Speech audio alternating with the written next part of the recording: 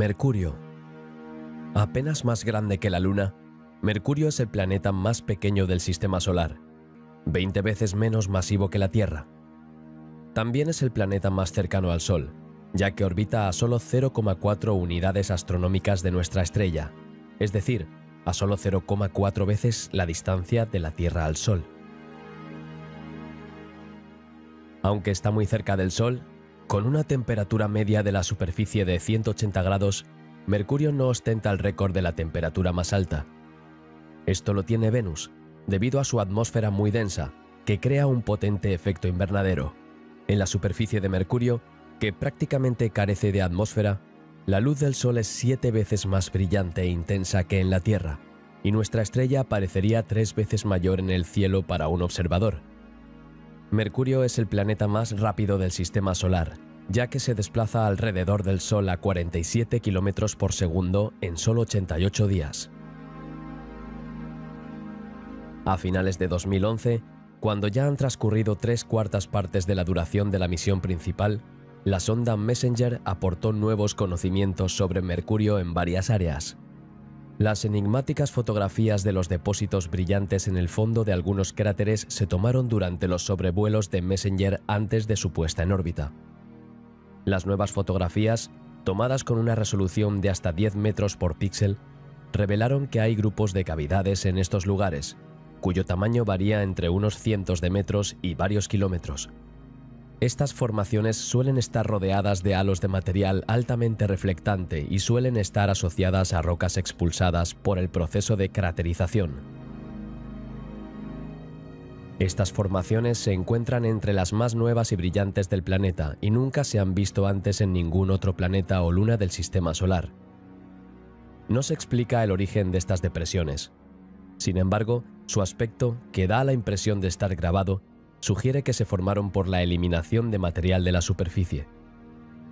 Una teoría es que estas depresiones son el resultado de la sublimación de elementos volátiles contenidos en las rocas. Las fotografías también confirman que las deformaciones de la corteza de Mercurio están relacionadas principalmente con la contracción del planeta y son la causa de enormes escarpas y fallas lobuladas, pero también hay decenas de zonas, normalmente situadas dentro de cráteres o cuencas, que muestran signos de expansión de la corteza. El espectrómetro de rayos X ha realizado varios descubrimientos importantes sobre la composición del suelo de Mercurio.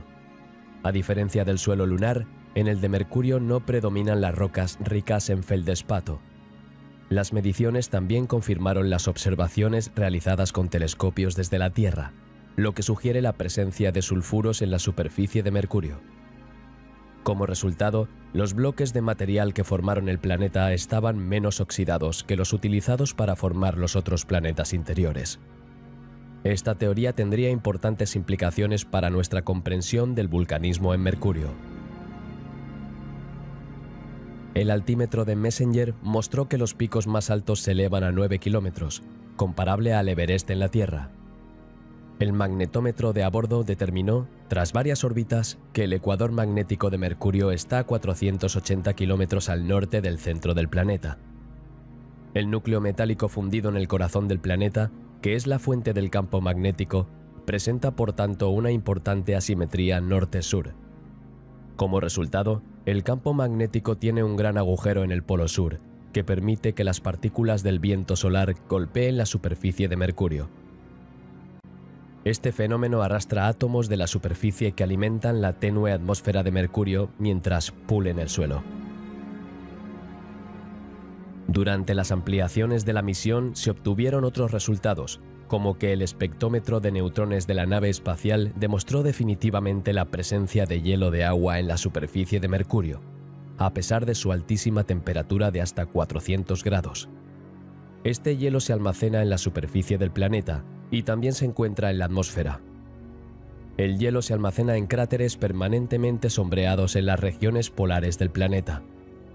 Las cámaras muestran material oscuro en estos lugares, que, según las hipótesis de los científicos, está formado por material rico en moléculas orgánicas, como el transportado por cometas y asteroides, que se supone que son la fuente de esta agua. Este descubrimiento pone en duda el modelo de formación del planeta. Al enfriarse el núcleo metálico de Mercurio, el diámetro del planeta disminuyó debido al menor volumen de metal sólido. Se formaron acantilados de varios kilómetros de altura y varios cientos de kilómetros de longitud, resultantes de esta contracción, que atraviesan la superficie actual del planeta. Los datos recogidos por el altímetro de Messenger han permitido reevaluar la reducción del diámetro a 7 kilómetros. Durante su misión, Messenger rodeó Mercurio 4104 veces, tomando más de 270.000 fotografías. Entre el 3 y el 16 de noviembre de 2010, la cámara gran angular de Messenger tomó 34 fotos, que se utilizaron para crear un retrato fotomontaje de todo el sistema solar. Solo no se incluyen los planetas Urano y Neptuno, ya que se encuentran a una distancia de entre 3.000 y 4.400 millones de kilómetros y no pueden verse a esta distancia. Tras estudiar la topografía del hemisferio norte y caracterizar los elementos volátiles presentes en los cráteres constantemente sombreados de los polos, la sonda se estrelló contra la superficie del planeta en abril de 2015. Ahora, una nueva misión está en camino hacia Mercurio, Bepi-Colombo. Partiendo el 19 de octubre de 2018, las dos sondas de esta misión de las agencias espaciales europea y japonesa se pondrán en órbita alrededor del planeta en diciembre de 2025. Venus. Venus, la joya del cielo, era conocida por los antiguos astrónomos como la estrella de la mañana y la estrella de la tarde, considerados en su momento como dos cuerpos celestes diferentes. El planeta Venus lleva el nombre de la diosa romana del amor y la belleza, velada por espesas nubes arremolinadas. Los astrónomos se refieren a Venus como el planeta hermano de la Tierra. Los dos planetas son similares en tamaño, masa, densidad y volumen. Se formaron casi al mismo tiempo y se condensaron a partir de la misma nebulosa. Sin embargo, su destino decidió otra cosa y con el tiempo la hizo muy diferente de la Tierra. No tiene océano y está rodeado por una atmósfera pesada compuesta principalmente por dióxido de carbono. Sus nubes están compuestas por gotas de ácido sulfúrico. La presión atmosférica en su superficie es 93 veces superior a la de la Tierra a nivel del mar. ¿Y cómo ha llegado hasta allí? El segundo planeta más cercano al Sol ha visto cómo su océano se evapora gradualmente. El vapor de agua es un formidable gas de efecto invernadero que permite que los rayos del Sol calienten el planeta sin dejar escapar el calor. El calentamiento global se aceleró y en unos cientos de millones de años su océano se evaporó por completo. El agua se concentra entonces en las capas más altas de la atmósfera. Entonces los rayos ultravioleta del Sol rompieron las moléculas de agua. Los átomos de oxígeno volvieron a caer a la superficie, mientras que los átomos de hidrógeno, más ligeros, se perdieron en el espacio. Árido, sin tectónica de placas ni vulcanismo regular, Venus se volvió incapaz de disipar su calor interno y durante cientos de millones de años la presión aumentó constantemente. Cuando esta presión alcanzó su punto máximo, el planeta liberó dióxido de carbono a su atmósfera a través de los volcanes. Este CO2 sustituye ahora al agua como gas de efecto invernadero, y los volcanes, mucho más numerosos en Venus que en la Tierra, lo liberan constantemente. De este modo, el dióxido de carbono se acumula masivamente en la atmósfera. En la actualidad, constituyen más del 97% de la atmósfera de Venus. La temperatura media es de 460 grados centígrados, pero puede llegar a 520. El ácido sulfúrico es otro de los gases de la atmósfera de Venus. Este gas altamente reflectante es el que hace que Venus aparezca tan brillante en nuestro cielo. Y a veces este ácido sulfúrico cae como lluvia altamente corrosiva.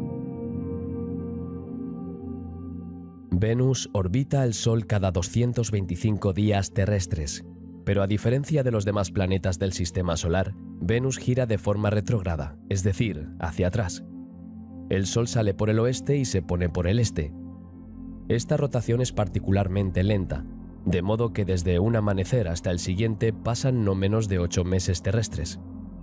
Por tanto, Venus tiene días más largos que sus años, por lo que un día venusino dura 243 días terrestres.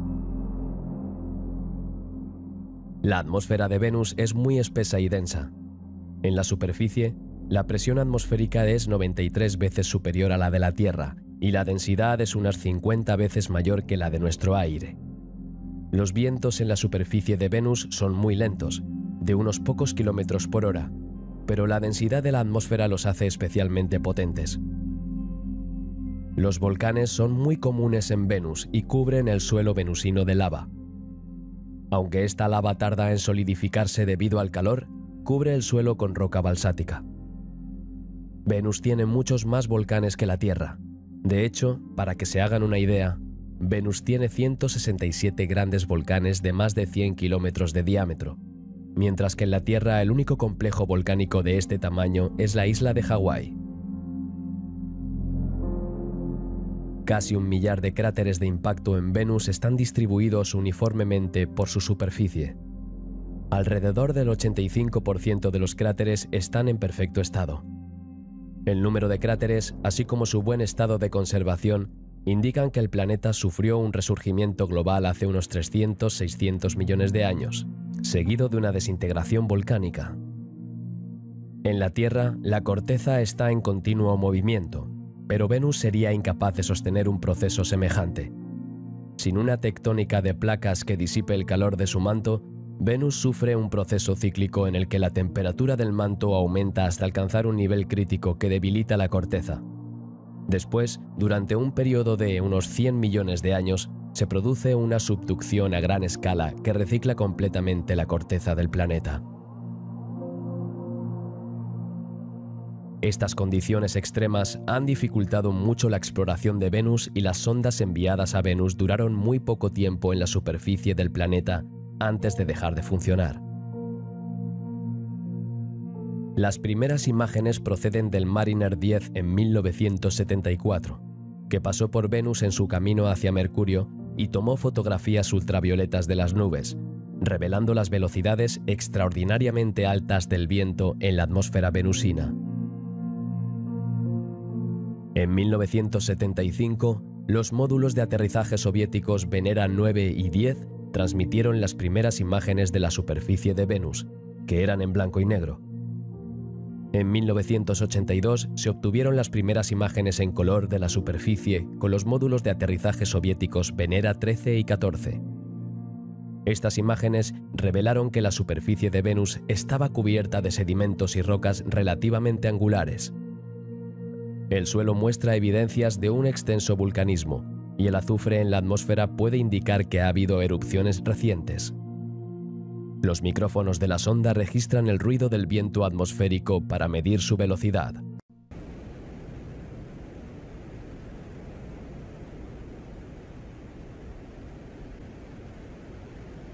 Esta fue la primera grabación de sonido en otro planeta. Algunos años más tarde, la superficie de Venus fue cartografiada en detalle por Magellan en 1990. Según las informaciones recogidas por la sonda americana Magellan, la estructura interna de Venus es efectivamente comparable a la de la Tierra. Se compone de un núcleo interno sólido, llamado semilla, y un núcleo externo líquido. Este núcleo estaría rodeado por un manto sólido y viscoso y una corteza sólida. Pero este modelo sigue siendo hipotético y la cuestión de la composición del núcleo de Venus sigue abierta. Si Venus tiene la misma estructura interna que la Tierra, ¿cómo se explica que no genere un campo magnético intrínseco? En efecto, el núcleo externo de la Tierra está formado por un líquido caliente y conductor de la electricidad en cuyo interior se producen movimientos de convección. Esta capa conductora, combinada con el movimiento de rotación, produce un efecto dínamo que mantiene un sistema de corriente eléctrica conocido como campo magnético. La ausencia de un campo magnético interno en Venus podría explicarse de dos maneras diferentes. O bien la rotación de Venus es demasiado lenta para mantener una corriente eléctrica, o el núcleo del planeta es sólido. Varias otras misiones exploraron Venus desde el espacio en las décadas siguientes, pero hoy en día Akatsuki, la sonda japonesa, es la única presente alrededor de Venus.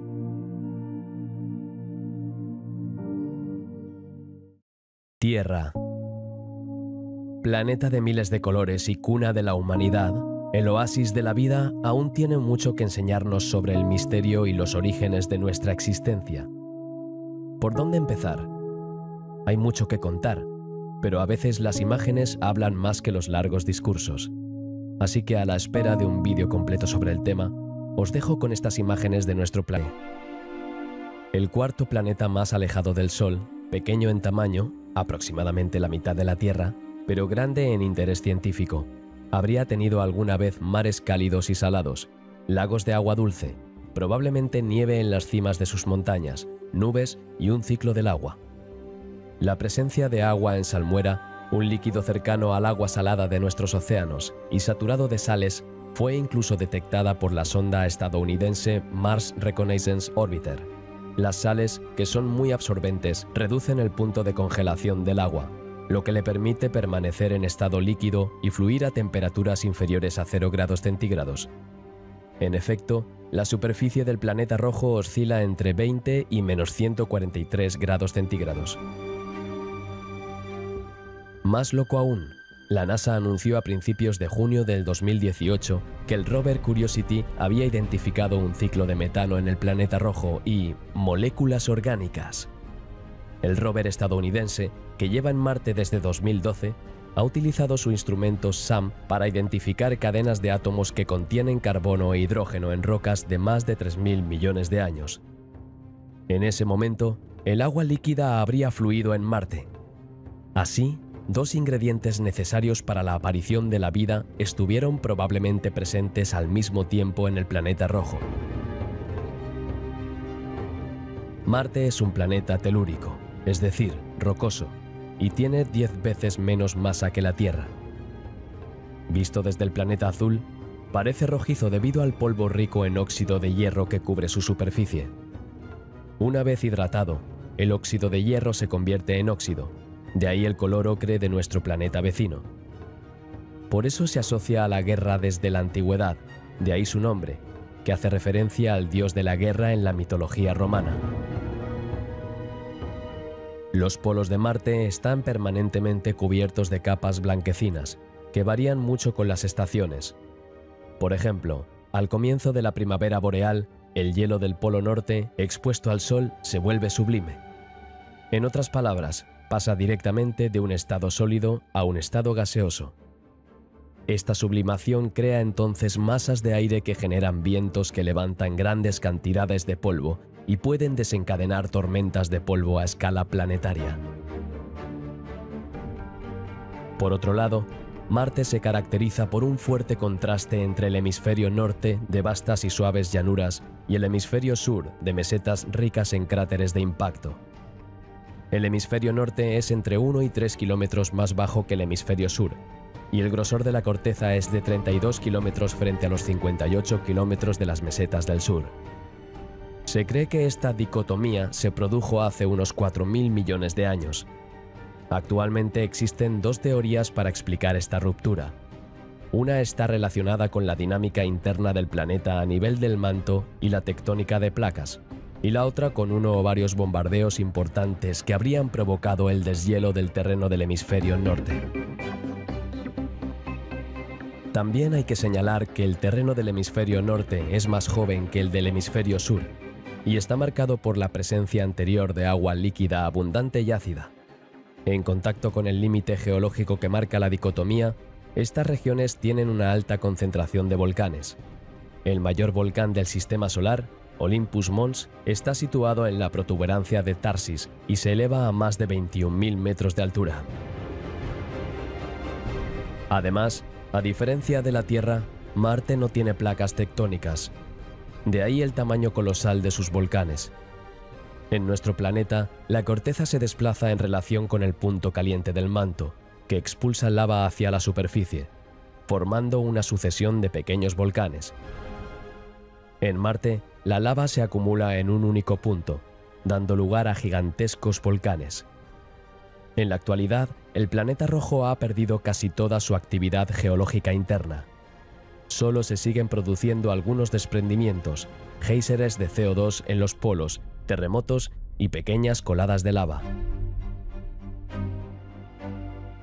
El hemisferio sur de Marte está salpicado de cráteres de impacto.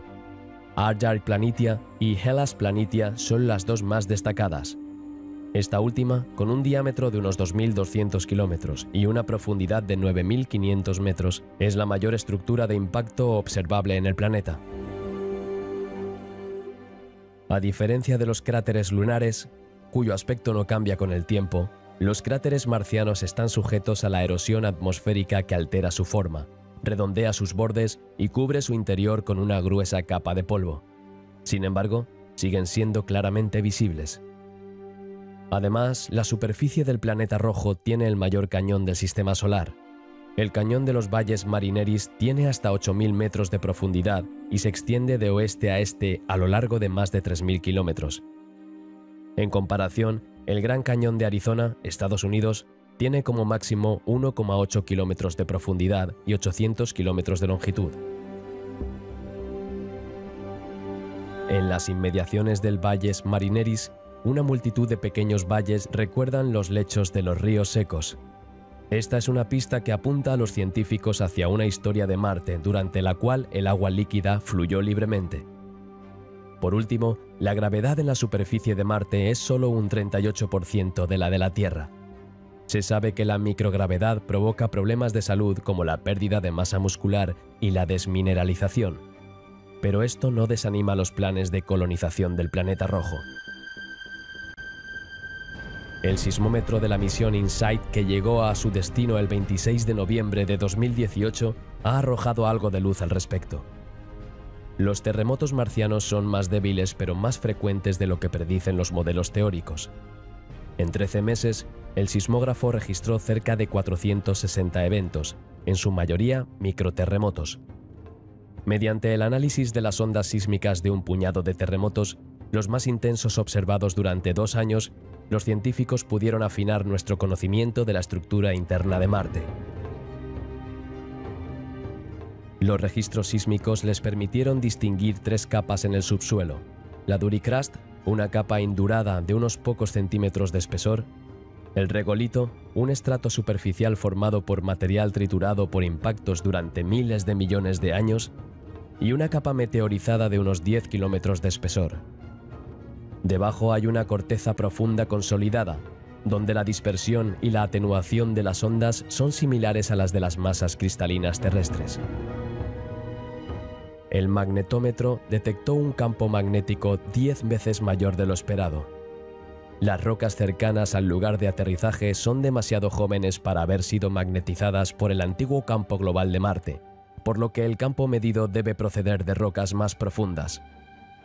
InSight también detectó pulsos magnéticos en plena noche, cuyo origen aún se desconoce.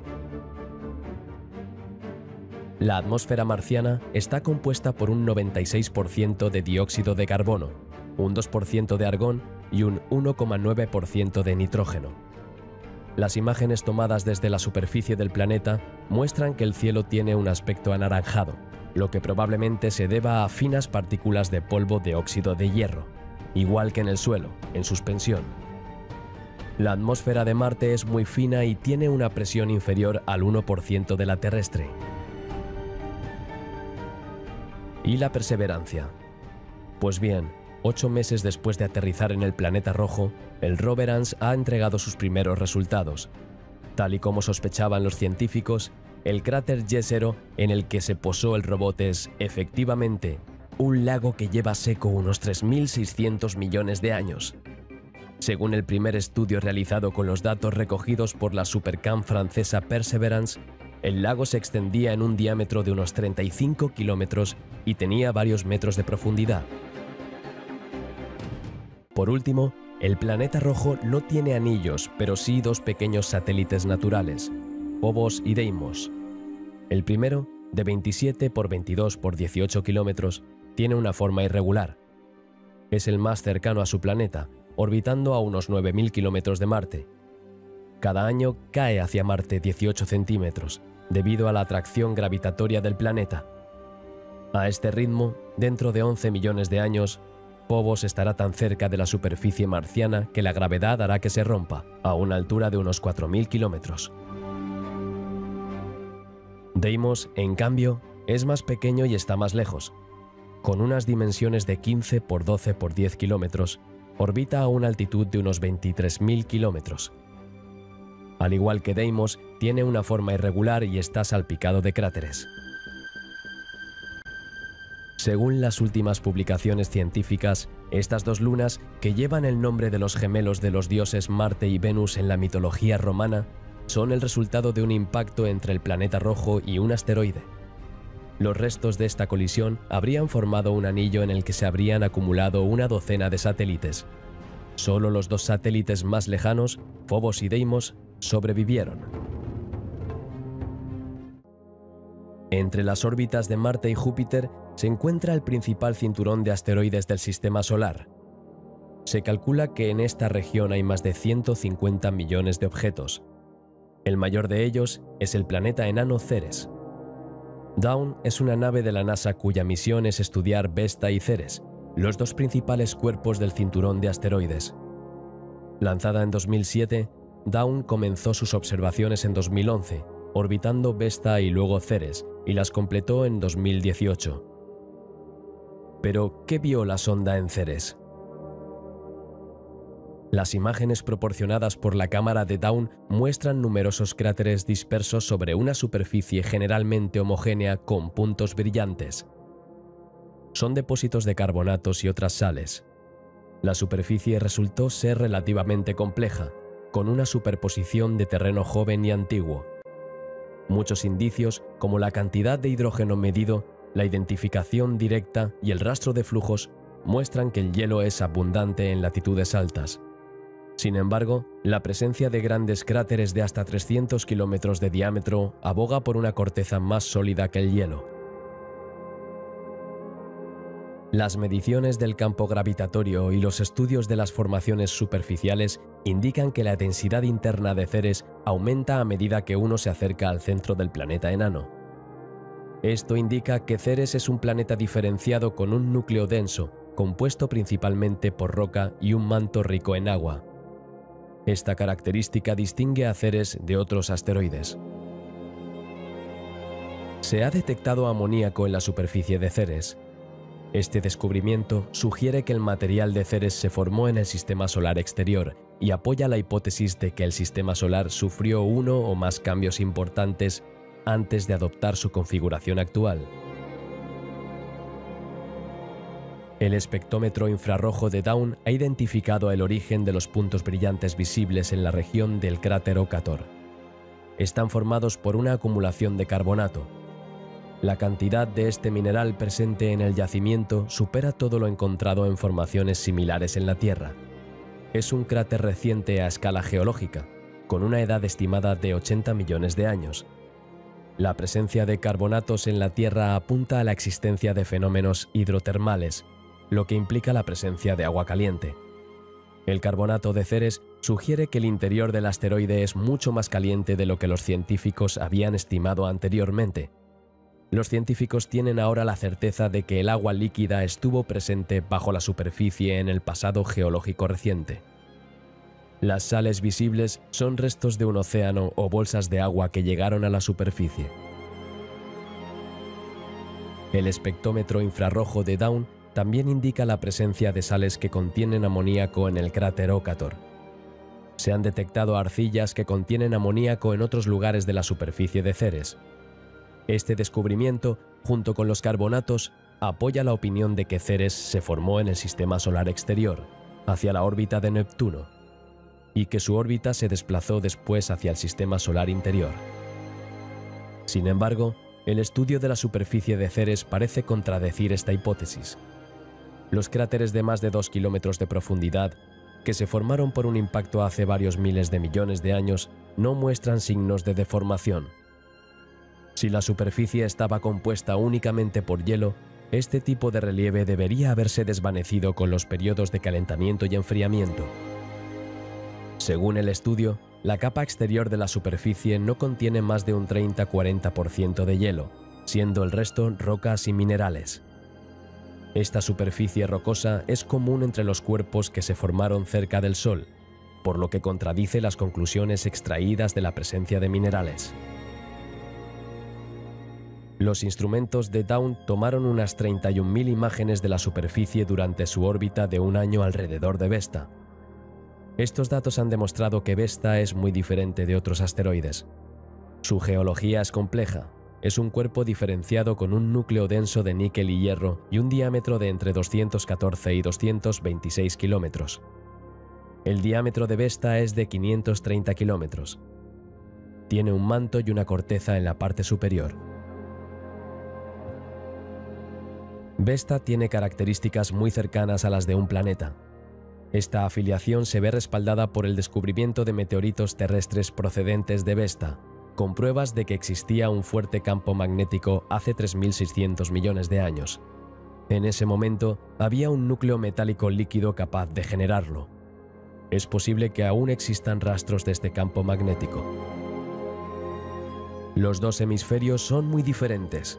El hemisferio norte de Vesta está plagado de cráteres de impacto, que permiten trazar una turbulenta estancia de 4.500 millones de años en el cinturón de asteroides. El hemisferio sur fue completamente remodelado por un enorme impacto hace al menos 2.000 millones de años y una segunda colisión aún mayor hace unos 1.000 millones de años. Estos dos acontecimientos crearon las cuencas de Venenella, de 400 kilómetros de diámetro, y de Rea Silvia, de 500 kilómetros. En el centro de la mayor de estas cuencas se encuentra un pico 2 veces más alto que el monte Everest. El impacto fue tan grande que casi desgarró Vesta y dejó una extensa red de enormes depresiones cerca del ecuador, de cientos de kilómetros de largo y 15 de ancho. Estos impactos expulsaron una gran cantidad de roca al espacio, parte de la cual ha caído desde entonces a la Tierra. Vesta es un objeto especialmente brillante, el único asteroide del cinturón visible a simple vista desde la Tierra. Esto se debe, según las observaciones de Dawn, a la presencia de zonas de tamaño variable, desde unos 100 metros hasta 16 kilómetros de diámetro, que son el doble de brillantes que el resto de la superficie de Vesta, y que se encuentran principalmente en los cráteres de impacto o cerca de ellos. Estos terrenos están formados por el material original del asteroide, que data de hace 4.000 millones de años, expuesto por el impacto de asteroides que chocaron contra el suelo de Vesta. Junto a estas superficies brillantes hay zonas oscuras que podrían ser los restos de asteroides que chocaron contra la superficie a baja velocidad, o partes de la corteza balsática que se fundieron como resultado de impactos más violentos. Los instrumentos de la nave espacial han determinado la composición de las rocas de la superficie, que consisten principalmente en minerales ricos en hierro y magnesio. Los desprendimientos y los cráteres de impacto, así como las mediciones muy precisas de las variaciones de la gravedad, permitieron identificar la composición de los estratos de la superficie. Se elaboró un mapa de la temperatura de la superficie, que muestra que la temperatura puede variar desde menos 23 grados centígrados en los lugares con mejor exposición al sol hasta menos 100 grados en las zonas de sombra. Aunque la mitad del asteroide es hielo, las observaciones muestran que el hielo no es visible en la superficie. Esto se debe a que el eje del asteroide está muy inclinado, 27 grados, un ángulo mayor que el de la Tierra, 24 grados, lo que significa que todos los puntos de la superficie, incluidos los lados de los cráteres, están expuestos al Sol en algún momento del año.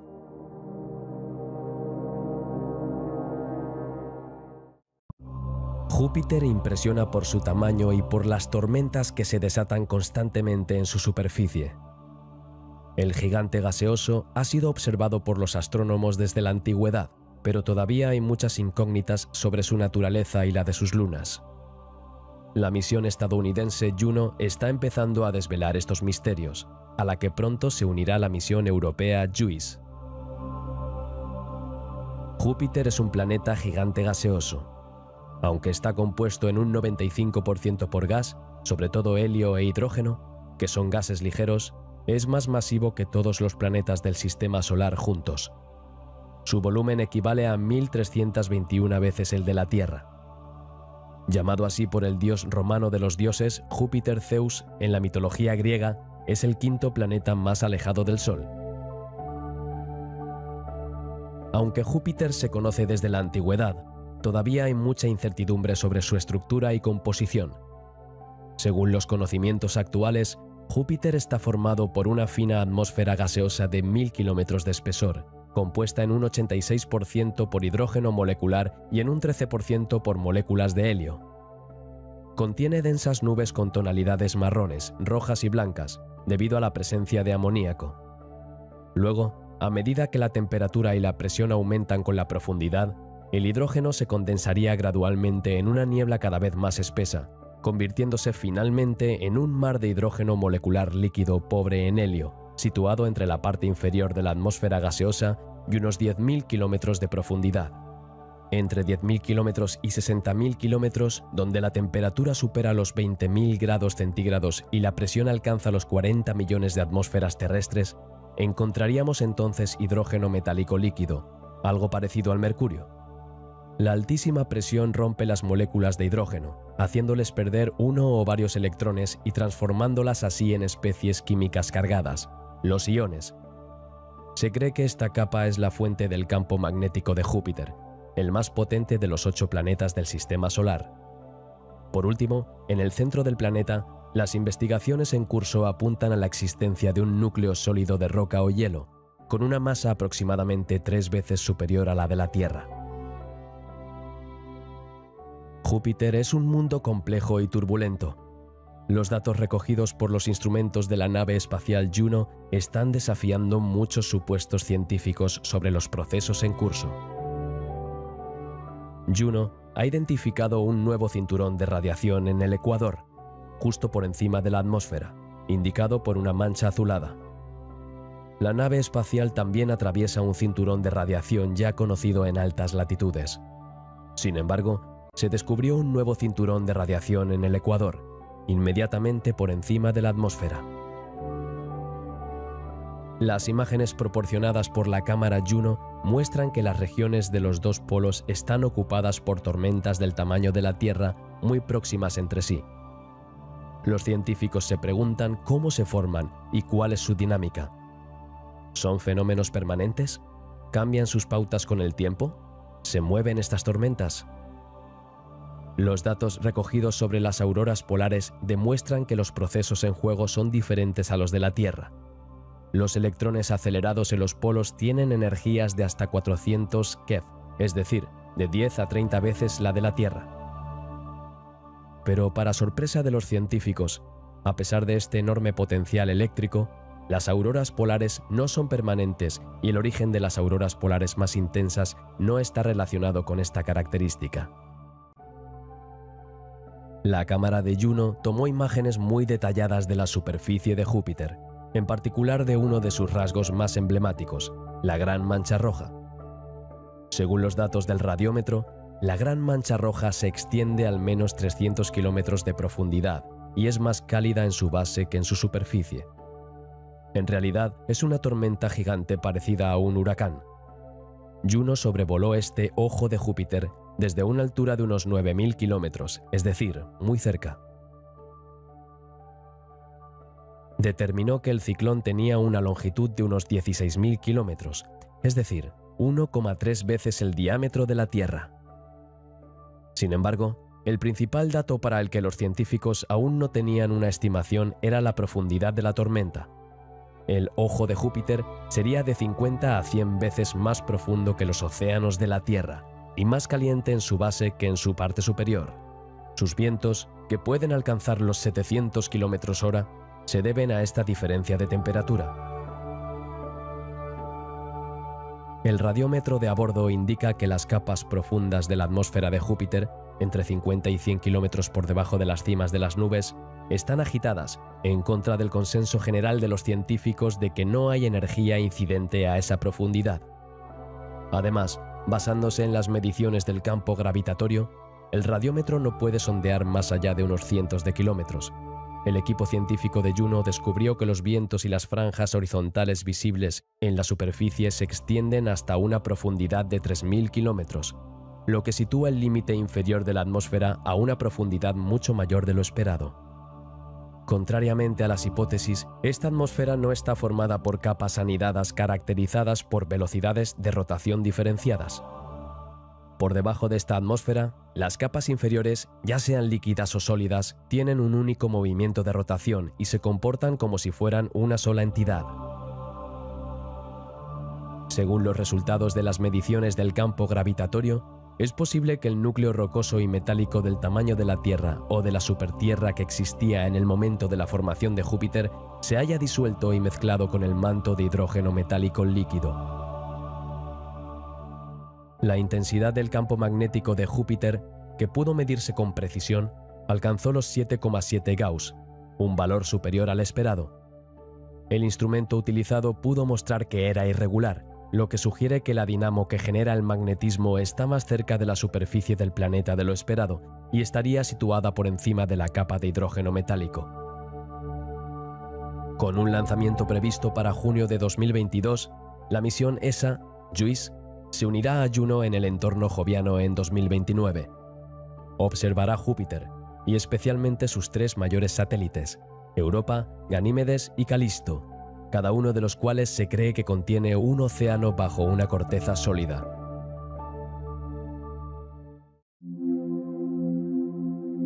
En el sistema de Júpiter hay 67 lunas confirmadas de diversos tamaños, formas y composiciones.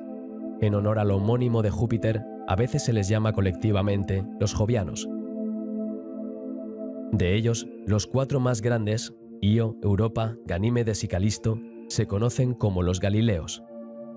Estas cuatro lunas se encuentran entre las más grandes del sistema solar, siendo Ganímedes la mayor de todas, incluso más grande que el planeta Mercurio. Además, se cree o se sabe que tres de estas lunas, Europa, Ganímedes y Calisto, tienen océanos interiores en los límites entre el núcleo y el manto o cerca de ellos.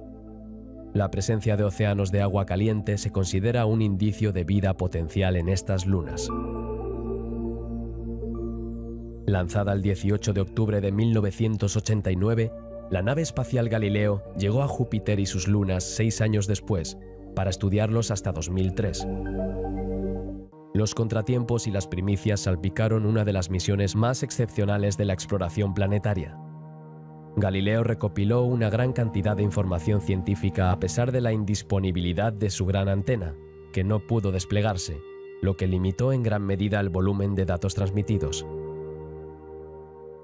Io, con un radio de 1821,6 kilómetros y una distancia media de 421.000 kilómetros de Júpiter, Io está completamente envuelta por el poderoso campo magnético de Júpiter.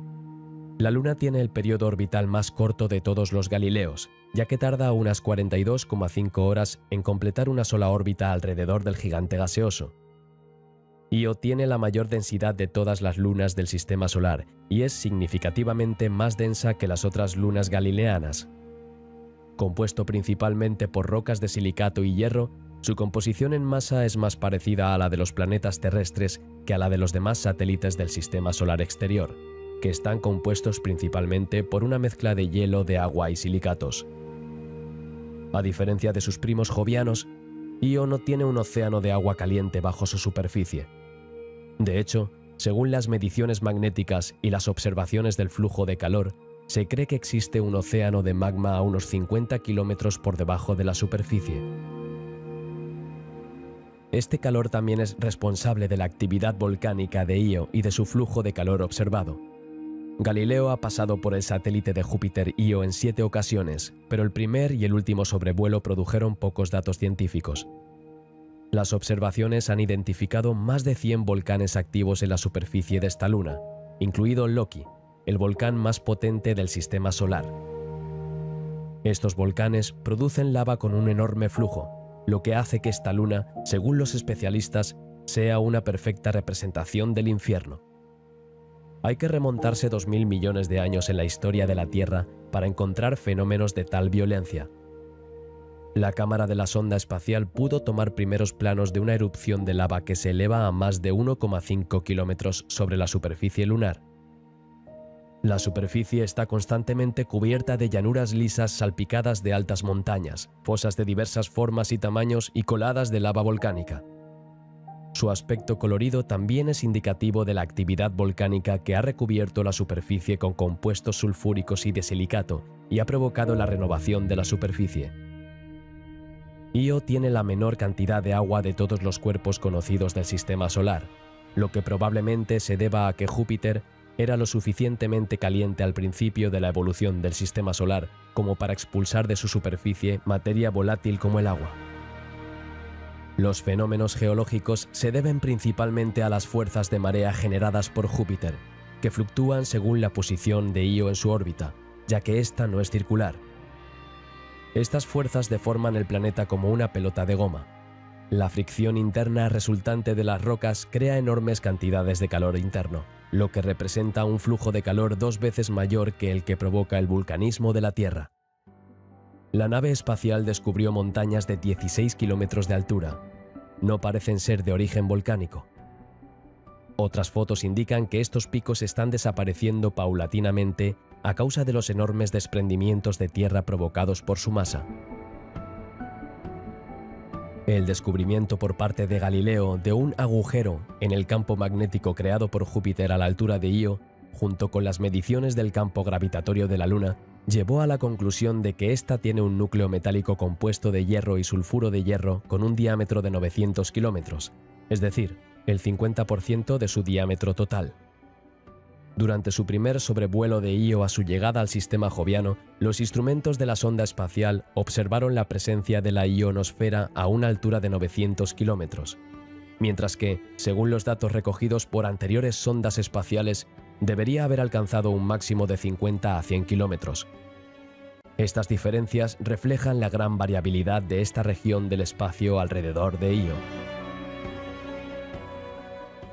Europa. Si Io puede caracterizarse como un lugar infernal que escupe lava, en comparación, Europa sería tranquila, fría y acuática. Con un radio medio de unos 1.560 kilómetros y una masa de 4 por 10-22 kilogramos, Europa es también ligeramente más pequeña que la Luna terrestre. Su órbita es casi circular y se encuentra a una distancia media de 670.000 kilómetros de Júpiter. La Luna tarda 3,5 días terrestres en completar una sola órbita alrededor de Júpiter. Galileo ha realizado 9 sobrevuelos cercanos al satélite de Júpiter, Europa. 2 de estos sobrevuelos arrojaron pocos datos después de que la nave espacial cambiara al modo de supervivencia en un momento crítico. Y el último sobrevuelo se llevó a cabo con un presupuesto reducido que solo permitió observaciones limitadas. A diferencia de Ganímedes y Calisto, Europa tiene pocos cráteres en su superficie, lo que indica que un proceso geológico los ha eliminado. Según las estimaciones basadas en las observaciones de otras lunas de Júpiter, cada millón de años se produce de media un impacto que crea un cráter de 20 kilómetros de diámetro. Sin embargo, las observaciones realizadas por la sonda espacial solo han revelado una decena de cráteres de este tamaño. Según la mayoría de los científicos, la superficie de Europa tiene, por tanto, menos de 10 millones de años, lo que es más joven que todo lo que se puede observar en cualquier otro planeta excepto la Tierra. Las imágenes tomadas por Galileo confirman esta teoría. Muestran bloques de costras que parecen icebergs flotando en un océano invisible. Estos bloques están inclinados o parecen haber girado en su lugar, como si la presión los hubiera liberado y luego los hubiera hecho girar. La superficie también está marcada por largas crestas y fracturas rodeadas de bandas de roca oscura y hielo. El proceso en cuestión es probablemente el resultado de las fuerzas de marea generadas por Júpiter y las otras lunas, que levantan la superficie varias decenas de metros cada día, rompiendo la corteza de hielo y provocando erupciones volcánicas de hielo y géiseres que dispersan el material de las capas más profundas hacia la superficie. Europa es significativamente más densa que las demás lunas galileanas, a excepción de Io, lo que indica que su interior se diferencia entre un interior rocoso compuesto por roca de silicato y un posible núcleo de hierro. Por encima de este interior rocoso se encuentra una capa de hielo de agua cuyo espesor se estima en unos 100 kilómetros. Muchas pruebas apuntan a la presencia de un océano bajo la capa de hielo que cubre Europa. La juventud de la superficie y la presencia de bloques de hielo en forma de iceberg en algunas regiones solo pueden explicarse si la capa de hielo de la superficie se calienta desde abajo mediante hielo caliente o agua líquida. El instrumento de infrarrojos NIMS encontró concentraciones de sales, sulfatos y carbonatos. El instrumento de infrarrojos NIMS encontró concentraciones de sales, sulfatos y carbonatos en las regiones más jóvenes. Estos depósitos podrían explicarse por la presencia de un océano salado bajo la corteza de hielo. Si las aguas de este océano son carbonosas, puede generarse una presión suficiente para expulsar los restos observados en la superficie de Europa. Además, un experimento de laboratorio que reconstruye las condiciones de Europa ha verificado que el espectro electromagnético de las sales es coherente con esta teoría. El argumento más fuerte a favor de la presencia de un océano subterráneo se refiere a las características del campo magnético del planeta. El magnetómetro de la nave detectó un campo magnético local que parece ser inducido por el campo magnético de Júpiter y no creado por la Luna. Se cree que este campo se crea por las corrientes eléctricas que fluyen en el océano subterráneo, que es salado y por tanto conductor. La medición del campo gravitatorio indica la presencia de capas superficiales de baja densidad compuestas por agua en estado líquido o en forma de hielo. La presencia de agua líquida en una región tan fría sería el resultado de la energía térmica generada por las fuerzas de marea que actúan sobre la Luna. La teoría de un océano subterráneo ha dado lugar a muchas especulaciones sobre la presencia de organismos vivos en Europa. Las observaciones de Galileo sobre el campo magnético de Júpiter han demostrado que éste ejerce suficiente influencia sobre los iones del océano de Europa como para provocar una corriente oceánica. Esta corriente tendría una velocidad de unos pocos centímetros por segundo y una dirección opuesta a la de la rotación de Europa. Este fenómeno podría ser el responsable de los fallos observados en la superficie del satélite. Dada la combinación de estos factores, se considera una gran posibilidad que también exista vida orgánica en este océano. Ganímedes. La luna Ganímedes es la tercera luna más lejana de Júpiter y orbita a una distancia media de 1 millón de kilómetros. A esta distancia, se necesitan 7 días y 3 horas para completar una sola revolución. Al igual que la mayoría de las lunas conocidas, Ganímedes está bloqueado por la marea, con un lado siempre orientado hacia el planeta. Con un radio medio de 2.634 kilómetros, equivalente a 0,4 tierras, Ganímedes es la mayor luna del sistema solar, incluso mayor que el planeta Mercurio. Sin embargo, con una masa de 1,4 por 10 a la 23 kilogramos, es la mitad de masivo, lo que se debe a su composición formada por hielo de agua y roca de silicato. Galileo ha sobrevolado 6 veces a baja altura, entre 260 y 3.100 kilómetros, el satélite de Júpiter Ganímedes, recogiendo en cada ocasión numerosos datos. Los datos sobre el campo magnético que rodea a Júpiter sugieren que Ganímedes, el mayor satélite de Júpiter, tiene un campo magnético creado por una dinamo interna similar a la de la Tierra, es decir, un núcleo metálico. Dependiendo de si se trata de hierro puro o de sulfuro de hierro, podría estar situado entre 400 y 1.300 kilómetros de la superficie y representar entre un 1,4 y un tercio de la masa de la Luna. Es la primera vez que se encuentra un campo magnético en un satélite natural. La superficie de Ganímedes está formada por 2 tipos de terreno. El 40% del suelo es oscuro y con cráteres. Se cree que este terreno se remonta a la formación de la Luna. El resto de la superficie está formada por suelos más blandos y de color claro, llamados sulcus, que se cree que se han formado más recientemente como resultado de la aparición de aguas subterráneas. Las crestas de hasta 700 metros de altura y varios miles de kilómetros de longitud atraviesan este tipo de terreno. Estos terrenos más jóvenes pueden haberse formado en una época en la que la órbita de la Luna era más elíptica, lo que provocaba variaciones de marea que podían fracturar la capa de hielo y generar erupciones de agua subterránea.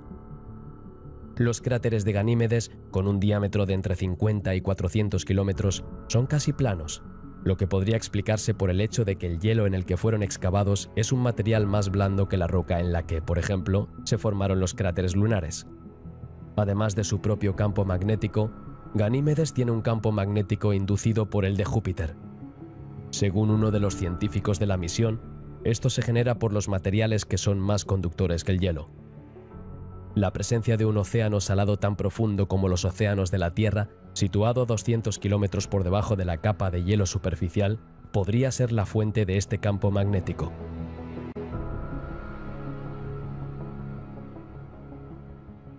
Calisto. Calisto es el más lejano de los Galileos, orbitando alrededor de Júpiter a una distancia media de 1,8 millones de kilómetros. Con un radio medio de 2.400 kilómetros, o 0,3 tierras, y una masa del 1% de la Tierra, Calisto es la segunda luna más grande de Júpiter. Su tamaño es comparable al de Mercurio, pero debido a su composición mixta, tiene menos de un tercio de la masa de Mercurio. Galileo ha pasado 9 veces por la luna Calisto de Júpiter. Los datos recogidos indican que la luna está formada por una mezcla de rocas ricas en hierro y sulfato de hierro, 60%, y hielo, 40%, y que, a diferencia de Ganímedes, no tiene un núcleo central que pueda identificarse como tal. De hecho, Calisto se encuentra a mayor distancia de Júpiter que las otras lunas galileanas y no se ha calentado tan intensamente por las fuerzas de marea del planeta gigante. El proceso de diferenciación, que debería conducir a una estructura de capas de mayor densidad con profundidad y un núcleo metálico, está inacabado. Al igual que Europa y Ganímedes, la posible existencia de un océano subterráneo en Calisto ha llevado a muchos científicos a especular sobre la posibilidad de vida. Esto es especialmente probable si el océano interior está compuesto por agua salada, ya que los halófilos, que prosperan en altas concentraciones de sal, podrían vivir allí. Pero las condiciones ambientales necesarias para que surja la vida, que incluyen la presencia de suficiente calor por la flexión de las mareas, son más probables en Europa y Ganímedes. La principal diferencia es la falta de contacto entre el material rocoso y el océano interior en Calisto. Aunque Calisto tiene la química prebiótica para albergar vida, carece de la energía necesaria para ello. Las 4 lunas interiores de Júpiter, Metis, Amaltea, Teba y Adrastae, circulan entre las 4 lunas galileanas y Júpiter. Estos pequeños satélites, el mayor de los cuales tiene 270 kilómetros de longitud, fueron observados relativamente de cerca cuando se amplió la misión Galileo. La nave espacial tomó imágenes relativamente detalladas. Galileo también fotografió la colisión del cometa Shoemaker-Levy 9 con el planeta Júpiter. El estudio de Júpiter y sus lunas sigue siendo una prioridad hoy en día. La nave New Horizons, en su camino hacia Plutón, sobrevoló Júpiter y sus lunas. Sus cámaras, más potentes que las de Galileo, permiten tomar mejores imágenes del planeta y sus lunas. La nave espacial Juno, lanzada en 2011, se desplaza a una órbita polar alrededor de Júpiter en 2016 para estudiar la composición de la atmósfera de Júpiter y las características de su magnetosfera. JUICE, la sonda espacial de la Agencia Espacial Europea, se lanza en 2022 y estudia Ganímedes tras orbitar esa luna en 2030.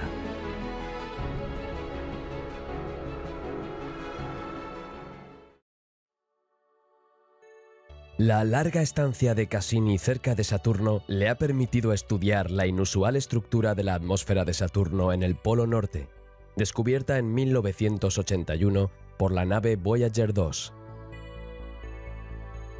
El sistema de nubes tiene una forma hexagonal, estable en el tiempo, con cada lado midiendo 13.800 kilómetros y completando una revolución completa en 10 horas y 39 minutos. En el centro de esta formación se encuentra el ojo central de un huracán de 2.000 kilómetros de diámetro, que impulsa las nubes en sentido contrario a las agujas del reloj a una velocidad de más de 500 kilómetros hora. Saturno también tiene otros vórtices más pequeños dentro del hexágono. El mecanismo exacto de esta formación aún se desconoce. El año en Saturno dura algo más de 29 años terrestres y se divide en estaciones, porque el eje del planeta está inclinado, como el de la Tierra. Una tormenta estacional cada 29 años, vinculada al calentamiento de la superficie, se observó en varias ocasiones antes de la llegada de Cassini. Llamada Gran Mancha Blanca por sus características visibles, comienza con una serie de manchas blancas que se van extendiendo en longitud hasta rodear el planeta. Siempre se encuentra en el hemisferio norte, pero no está claro por qué. La tormenta fue estudiada en detalle cuando apareció en diciembre de 2010, 10 años antes de lo previsto. La nave espacial determinó que la tormenta está trayendo vapor de agua y otros materiales desde una profundidad de hasta 160 kilómetros. Por primera vez, los instrumentos de la sonda espacial observaron relámpagos tanto en el lado luminoso como en el oscuro del planeta, especialmente dentro de la tormenta. La determinación del periodo de rotación sideral de un planeta es esencial para estudiar todos los fenómenos físicos asociados, en particular para establecer el sistema de longitud de un planeta. En el caso de los planetas terrestres, basta con observar el suelo para obtener este periodo de rotación. En el caso de los planetas gaseosos, no hay suelo, y el núcleo está enterrado a gran profundidad bajo la atmósfera del planeta. El único periodo observable que está relacionado con la rotación del núcleo de estos planetas es el de su campo magnético. Por lo tanto, estudiamos las modulaciones inducidas por la rotación del campo magnético del planeta, estudiado en sus emisiones de radio naturales para averiguar su periodo de rotación sideral. El periodo de rotación de Saturno se determina por primera vez a partir de los datos de la nave espacial Voyager. El periodo sideral de Saturno es de 10 horas 39 minutos. En el año 2000, los científicos que utilizan los datos de radio de la sonda Ulises observaron que el periodo de modulación de las emisiones de radio de Saturno ha cambiado desde las mediciones de las Voyager. Las nuevas mediciones dan un periodo de un 1% más largo que el medido por el Voyager. Las mediciones de radio obtenidas con Cassini confirman el cambio de periodo. Las observaciones realizadas entre 2004 y 2005 en torno a Saturno parecen mostrar que el periodo radioeléctrico varía lentamente, a escala anual, en unos pocos puntos porcentuales. Dado que la velocidad de rotación sideral del núcleo de Saturno no puede variar, es la interpretación de las modulaciones de las emisiones de radio la que probablemente deba revisarse. Se emiten principalmente en el lado diurno de la magnetosfera de Saturno y están fuertemente correlacionados con la presión del viento solar. En la actualidad existen diferentes interpretaciones. El primero es un efecto estacional. La altura del Sol en el plano de los anillos modifica la cantidad de electrones libres en las líneas del campo magnético y, por tanto, cambia las condiciones de emisión de las ondas de radio. El segundo puede ser un efecto del ciclo solar. Las propiedades del medio interplanetario y del viento solar varían mucho con la actividad solar. Se ha demostrado que las emisiones radioeléctricas aurorales de Saturno están fuertemente correlacionadas con las fluctuaciones de los parámetros del viento solar. O tal vez un efecto de ritmo, es decir, fluctuaciones no aleatorias en la ubicación de la región radioactiva en un sector temporal local. Las simulaciones numéricas han demostrado que se pueden obtener muy fácilmente periodos de rotación aparentes diferentes del periodo real por un efecto de batido. O un sistema de convección del núcleo de Saturno, una hipótesis inspirada en lo que ocurre en el Sol, pero poco probable.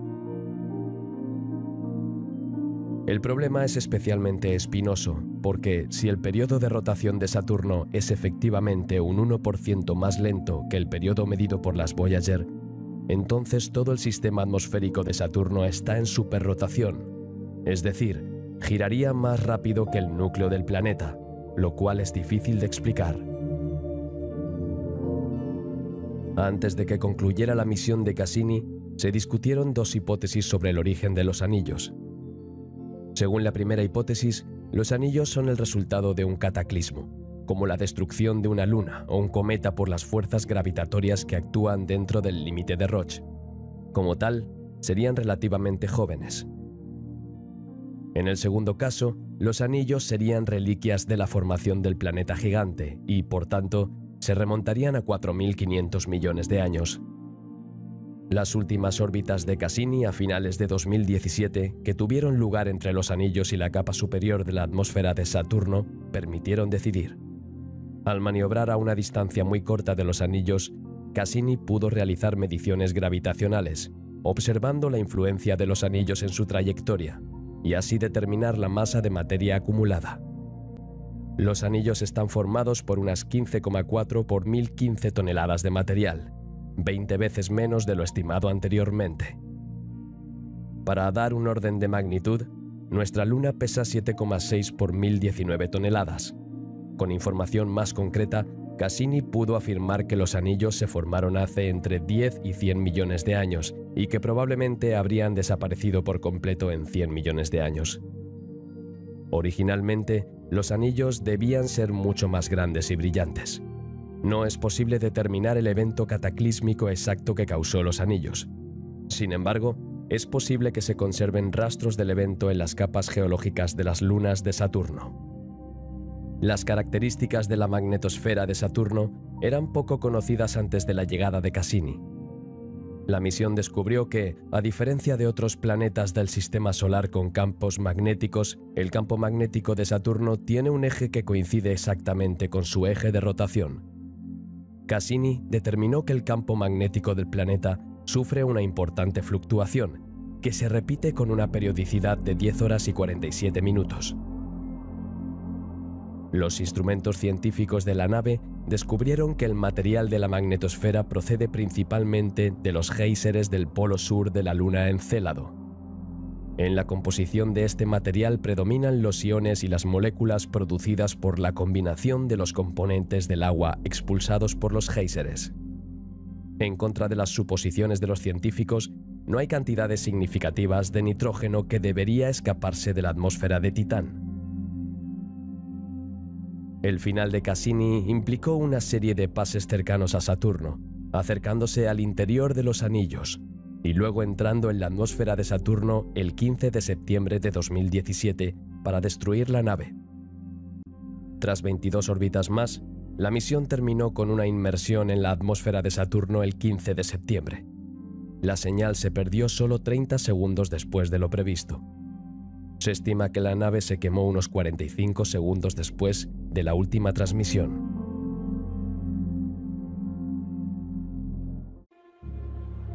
Alrededor del lejano gigante gaseoso Saturno hay un sistema de anillos y lunas de una belleza inigualable.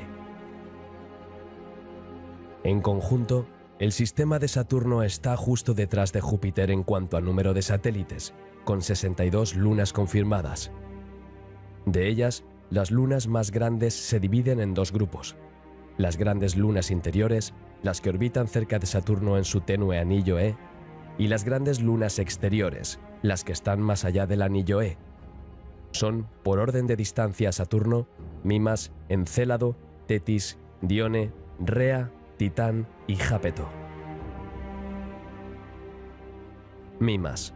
Con un diámetro de 396 kilómetros y una masa de 0,4 por 10 a la 20 kilogramos, Mimas es la más pequeña y menos masiva de estas lunas. Tiene forma ovoide y orbita alrededor de Saturno a una distancia de unos 185.000 kilómetros con un periodo orbital de 0,9 días. La baja densidad de Mimas, estimada como ligeramente superior a la del agua, indica que está compuesta principalmente por hielo de agua con solo una pequeña cantidad de roca. Encélado. Encélado tiene 504 kilómetros de diámetro, una masa de 1,1 por 10 a la 20 kilómetros y una forma esférica. Orbita alrededor de Saturno a una distancia de unos 238.000 kilómetros y tarda 1,4 días en completar una sola órbita. A pesar de ser una de las lunas esféricas más pequeñas, es la única luna croniana geológicamente activa y uno de los cuerpos más pequeños conocidos del sistema solar en los que esto ocurre. Esto se refleja en rasgos como las famosas rayas de tigre. Ya en 2005, varias observaciones sucesivas hicieron de Encélado el objeto más interesante del sistema de Saturno, junto con Titán. Las mediciones del campo magnético de Saturno cerca de la Luna muestran que está distorsionado por la presencia de una atmósfera. Los sobrevuelos cercanos muestran que los géiseres, que salen continuamente de la región del Polo Sur, expulsan una mezcla de hielo de agua y compuestos químicos simples a una velocidad de 400 metros por segundo. La composición de los penachos también indica que el océano subterráneo es salado y contiene moléculas orgánicas y volátiles. Las fotos de la superficie del Polo Sur, tomadas desde una distancia muy corta, mostraban una superficie particularmente joven, llena de bloques de hielo del tamaño de una casa, con fracturas que sugieren actividad tectónica y coronada por una nube de vapor de agua. Algunas grietas profundas, llamadas rayas de tigre, son los puntos de surgimiento de los géiseres. Los sucesivos sobrevuelos han confirmado que la superficie del polo sur de Encélado está sufriendo movimientos tectónicos. El motor de esta actividad podría ser la fuerza de marea producida por Saturno. Esta fuerza no solo actúa sobre la capa de hielo superficial, sino también sobre el núcleo rocoso, como demuestra la presencia de sílice. Pero la presencia de este océano de agua salada líquida, moléculas orgánicas y sustancias volátiles también indica que el interior de Encélado está experimentando actividad hidrotermal. Esta fuente de energía, combinada con moléculas orgánicas, nutrientes y condiciones prebióticas para la vida, significa que es posible que Encélado albergue vida extraterrestre. Con un diámetro de 1066 kilómetros, Tetis es la segunda luna interior más grande de Saturno. La mayor parte de su superficie es un terreno con muchos cráteres. Con una densidad media de 0,98 gramos por centímetro cúbico, se cree que Tetis está compuesta casi en su totalidad por hielo de agua.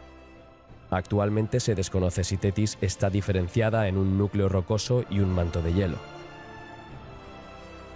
Dione. Con un diámetro y una masa de 1.123 kilómetros y una masa de 11 por 10 a la 20 kilogramos, Dione es la cuarta luna más grande de Saturno, y muy craterizado, con cráteres de hasta 250 kilómetros de diámetro. Con una distancia orbital de unos 377.000 kilómetros de Saturno, la Luna tarda 2,7 días en completar una sola rotación. Dione está compuesto principalmente por hielo de agua, con un pequeño remanente que probablemente consiste en un núcleo de roca de silicato. Dione también tiene una atmósfera muy fina de iones de oxígeno, que fue detectada por primera vez por la nave espacial Cassini en 2010. Aunque actualmente se desconoce el origen de esta atmósfera, se cree que es el producto de la radiólisis, donde las partículas cargadas del cinturón de radiación de Saturno interactúan con el hielo de agua de la superficie para crear hidrógeno y oxígeno, de forma similar a lo que ocurre en Europa. Rhea. De 1.527 kilómetros de diámetro y 23 por 10 a la 20 kilogramos de masa, Rhea es la segunda luna más grande de Saturno. Con un radio orbital de unos 527.000 kilómetros, es la quinta más distante de las lunas más grandes y tarda 4,5 días en completar una órbita. Al igual que los demás satélites cronianos, Rhea tiene una superficie fuertemente craterizada. Se estima que Rhea está compuesta por un 75% de hielo de agua y un 25% de roca de silicato. Esta baja densidad significa que, aunque Rhea es la novena luna más grande del sistema solar, también es la 10ª más masiva. En cuanto a su interior, originalmente se sospechaba que Rhea tenía un núcleo rocoso y un manto helado, pero mediciones más recientes sugieren que Rhea está solo parcialmente diferenciada o tiene un interior homogéneo, probablemente compuesto tanto de roca de silicato como de hielo, similar a la luna Calisto de Júpiter. Los modelos del interior de Rhea también sugieren que puede haber un océano interno de agua líquida, similar al de Encélado y Titán. Si existiera, estaría probablemente situado en el límite entre el núcleo y el manto, y se alimentaría del calentamiento provocado por la desintegración de elementos radioactivos en su núcleo. Titán. Titán es la mayor de las lunas crónicas. Con 5.150 kilómetros de diámetro y 1.350 por 10 a la 20 kilogramos de masa, Titán es la mayor luna de Saturno y representa más del 96% de la masa en órbita alrededor de Saturno. La composición de Titán es mitad hielo de agua y mitad material rocoso. También es la única luna grande que tiene su propia atmósfera, que es fría, densa y rica en nitrógeno. Otra cosa que Titán tiene en común con la Tierra, a diferencia de las demás lunas y planetas del sistema solar, es la presión atmosférica. En la superficie de Titán, la presión atmosférica se estima en 1,45 veces la de la Tierra. Tras un viaje de casi 7 años y 3.500 millones de kilómetros a través del sistema solar a lomos de Cassini, Huygens aterrizó en Titán gracias a sus escudos térmicos y al correcto despliegue de sus 2 paracaídas, el 14 de enero de 2005, enviando a la Tierra información e imágenes de una calidad sin precedentes. El módulo de ciencias de la superficie revela que el suelo aquí, bajo una corteza dura y fina, tiene la consistencia de la arena. Los paisajes de Titán presentan similitudes con los de la Tierra. Nieblas, huellas de precipitaciones, erosión, sistemas fluviales, lagos secos, paisajes costeros y cadenas de islas. Los procesos físicos que han dado forma a Titán son muy similares a los que han dado forma a la Tierra. Sin embargo, los materiales son más exóticos, ya que el agua se sustituye por el metano, que puede existir como líquido o gas en la superficie de Titán. Cuando llueve, el metano se precipita, mezclado con trazas de hidrocarburos, que depositan en el suelo sustancias procedentes de la atmósfera. Según esta información, Titán tiene una atmósfera uniforme compuesta por diferentes gases, metano, nitrógeno, etc. Y en el suelo, actividad criovolcánica y abundante metano líquido en forma de ríos y lagos. En el suelo, congelado a menos 180 grados centígrados, según las mediciones in situ, hay innumerables guijarros de hielo, algunos tan grandes como los coches. La misión también es responsable del descubrimiento del lago Ontario, un lago de etano líquido que es el primer lugar del sistema solar fuera de la Tierra donde se ha detectado líquido en la superficie. El propio aterrizaje plantea algunos interrogantes. La sonda debía salir de la niebla a una altura de entre 50 y 70 kilómetros. De hecho, Huygens comenzó a salir de las nubes a solo 30 kilómetros de la superficie. Esto podría significar un cambio en la dirección del viento a esa altitud. Los sonidos registrados cuando la sonda aterrizó sugieren que llegó a una superficie más o menos fangosa. Con una distancia orbital de 1.221.000 kilómetros, es la segunda luna más grande de Saturno y realiza una única órbita cada 16 días. Al igual que Europa y Ganímedes, se cree que Titán tiene un océano subterráneo de agua mezclada con amoníaco, que puede entrar en erupción en la superficie de la Luna y provocar criovolcanismo. La presencia de este océano, junto con el entorno prebiótico de Titán, ha llevado a algunos a sugerir que podría existir vida allí. Esta vida podría adoptar la forma de microbios y extremófilos en el océano interior, o podría adoptar la forma aún más extrema de formas de vida metanogénicas. Como se ha sugerido, la vida podría existir en los lagos de metano líquido de Titán, al igual que los organismos de la Tierra viven en el agua. Dichos organismos inhalarían hidrógeno en lugar de oxígeno gaseoso, lo metabolizarían con acetileno en lugar de glucosa y luego exhalarían metano en lugar de dióxido de carbono. Jápeto. Con un diámetro de 1.470 kilómetros y una masa de 18 por 10 a la 20 kilogramos, Jápeto es la tercera luna más grande de Saturno.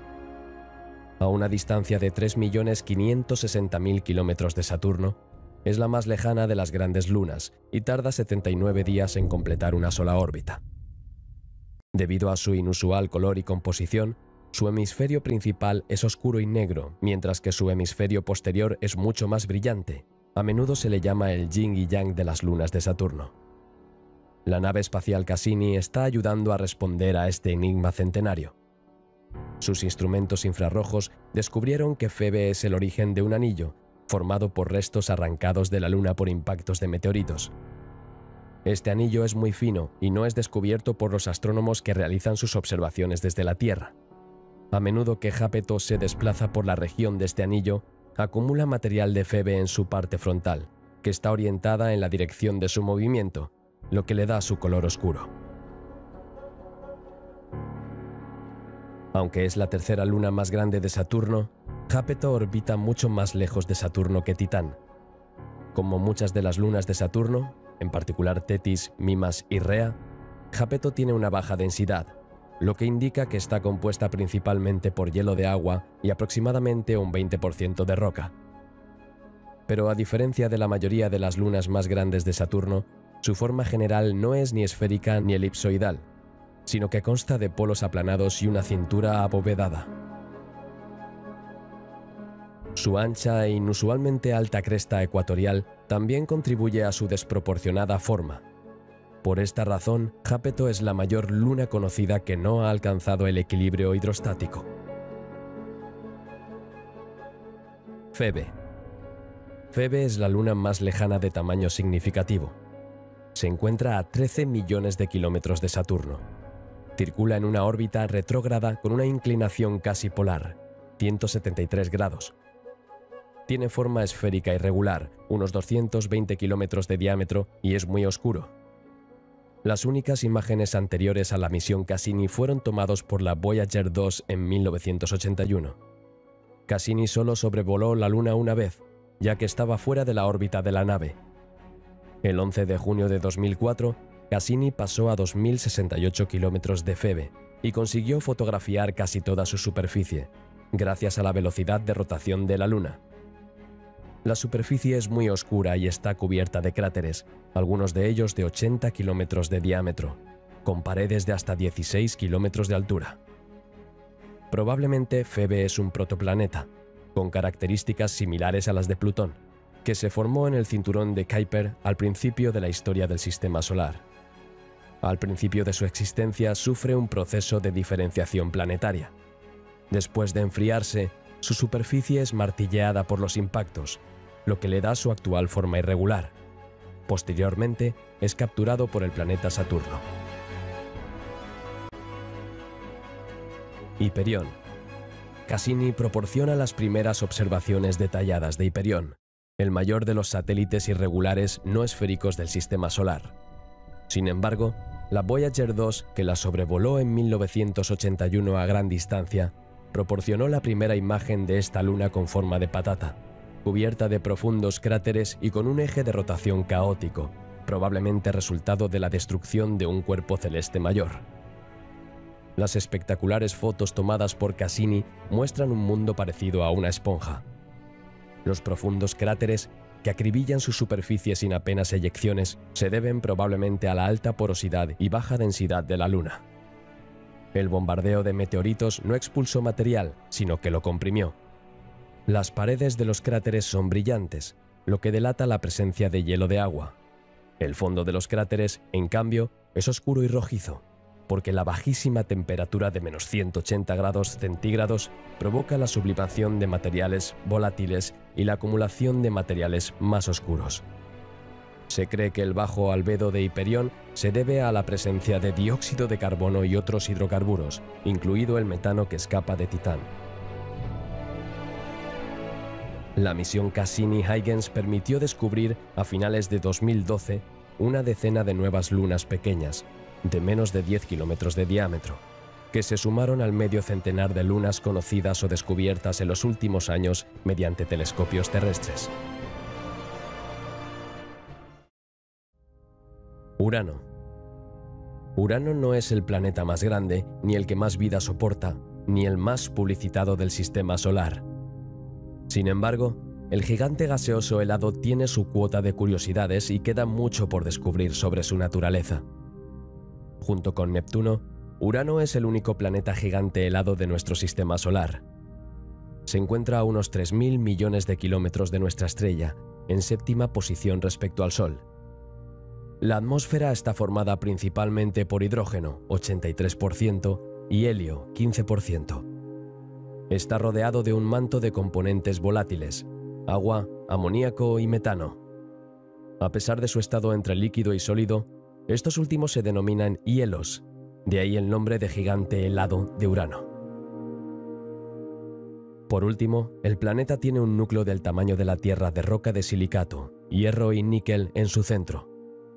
Los gigantes helados tienen una masa mucho menor que la de Júpiter o Saturno, pero siguen siendo equivalentes a entre 10 y 50 masas terrestres. Urano, por ejemplo, es 14,5 veces más masivo que la Tierra, pero solo el 20% de esta masa es hidrógeno. En el caso de Saturno o Júpiter, el hidrógeno representa el 90%. De hecho, una gran parte de la masa de Urano está almacenada en su hielo. La Voyager 2, lanzada por la Agencia Espacial Estadounidense junto con su gemela Voyager 1 para estudiar los planetas del Sistema Solar exterior, Es hasta la fecha la única sonda que ha sobrevolado Urano. Fue en 1986, durante algo más de 5,5 horas. La Voyager 2 pasó lo más cerca posible del planeta, a una altitud de 80.000 kilómetros, y arrojó luz sobre una estrella sin ninguna distinción particular en la luz visible, pero con muchas características específicas. En particular, Voyager 2 proporcionó pistas sobre por qué el planeta Urano está tumbado en su órbita. En efecto, a diferencia de otros planetas cuyo eje de rotación es perpendicular a su órbita alrededor del Sol, el eje de rotación de Urano está prácticamente incluido en su plano de revolución alrededor de nuestra estrella. El planeta rueda, por tanto, en su órbita y presenta alternativamente su polo norte y su polo sur al Sol. Se trata de una característica única en el sistema solar. Según un estudio, esta inclinación puede explicarse por un impacto, hace 4.000 millones de años, con un objeto celeste masivo del doble del tamaño de la Tierra, un protoplaneta. Esta colisión también podría explicar la bajísima temperatura de la atmósfera de Urano. Los restos del objeto que impactó habrían formado una cáscara en la atmósfera inferior, impidiendo que el calor del centro se trasladara a la atmósfera superior. Otras teorías apuntan a una inclinación gradual de todo el sistema de Urano, debido a la presencia de un satélite unas 100 veces más pequeño que el planeta y ahora extinto. Hasta la fecha, la cuestión de la inclinación del eje de rotación sigue sin resolverse. Voyager 2 también descubrió 10 lunas, todas ellas de menos de 150 kilómetros de diámetro, además de las 5 ya conocidas a finales de la década de 1970. También reveló la presencia de un campo magnético de intensidad similar al de la Tierra.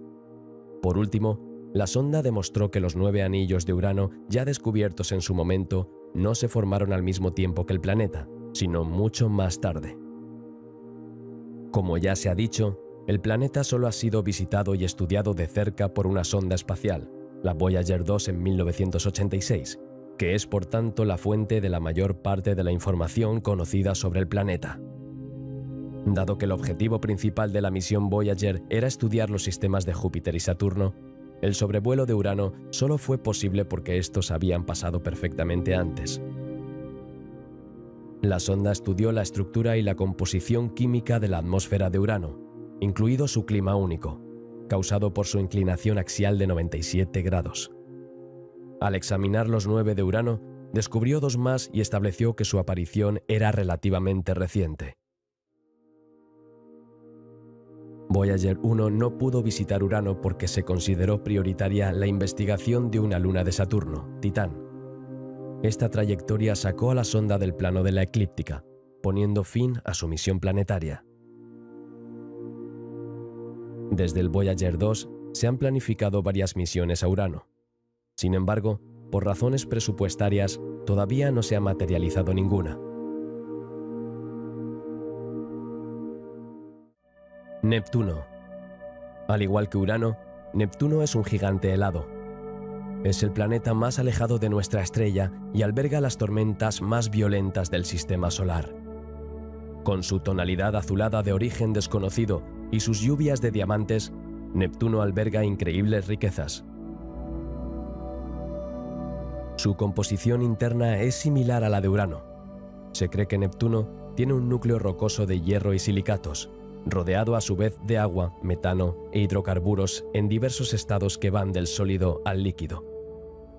Se dice que lo rodea una atmósfera de hidrógeno, helio y metano. La atmósfera de Neptuno está compuesta principalmente por un 84% de hidrógeno, un 12% de helio y un 1,5% de metano, con algunas trazas de amoníaco, etano y acetileno. Es el metano el que absorbe la luz en las longitudes de onda rojizas y hace que Neptuno parezca azul.